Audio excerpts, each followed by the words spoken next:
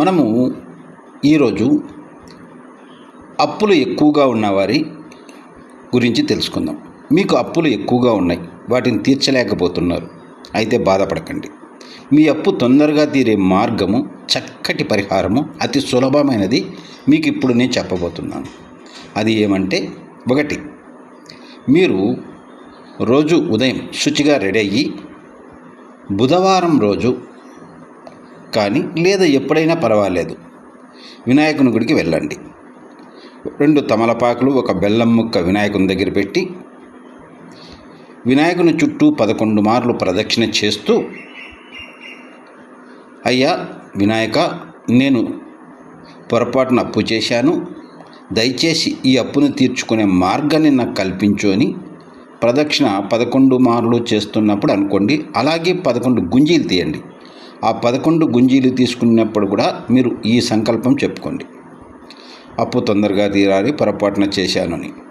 అలా ముక్కొని మనము ఇలా 40 రోజులు వినాయకుని చుట్టూ ప్రదక్షిణ చేస్తే, మీకు డైలీ ఇదే విధంగా 40 డేస్ చేయాలి. అలా చేస్తే మీ అప్పు తొందరగా తీరిపోతుంది. అంటే దానికి కావాల్సిన మీకు సొమ్ము ఏదో విధంగా వస్తుంది.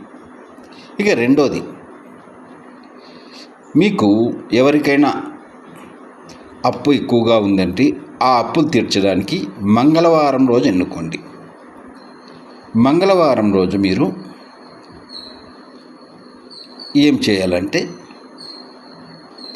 మీరు బాకీ ఉన్న వ్యక్తి ఉంటాడు కదా, అంటే మీరు బాకీ ఉండే వ్యక్తి, ఆ వ్యక్తి వద్ద మంగళవారం రోజు నీ దగ్గర ఎంత ఉంటే అంత, అయ్యా ఇది ఉంది, పర్వాలేదు తీసుకోండి, నేను మళ్ళా మిగతా అది ఇస్తాను, ఇలా తీస్తే నాకు తొందరగా తీరిపోతుంది అని చెప్పేసి మీ దగ్గర ఉన్న సొమ్ము అతనికి ఇవ్వండి. అలా మంగళవారం రోజు మీరు అప్పు కొంత తీర్చడం వలన మీ అప్పు తొందరగా తీరిపోయే అవకాశాలు ఉంటాయి. మంగళవారం మాత్రమే చేయాలి ఇది. అలాగే ప్రతి మంగళవారం ఎంతో కొంత ఎవరికొకరికి ఇవ్వండి. మీరు బాకీ ఉండేవారికి మీ అప్పు తొందరగా తీరిపోతుంది. మరి తొందరగా తీరిపోతుందంటే ఎలా వస్తుంది? ఏదో విధంగా మీకు ఆదాయం రావాలి కదా, అలా వస్తుంది. ఇది చక్కటి పరిహారం చేసుకోండి.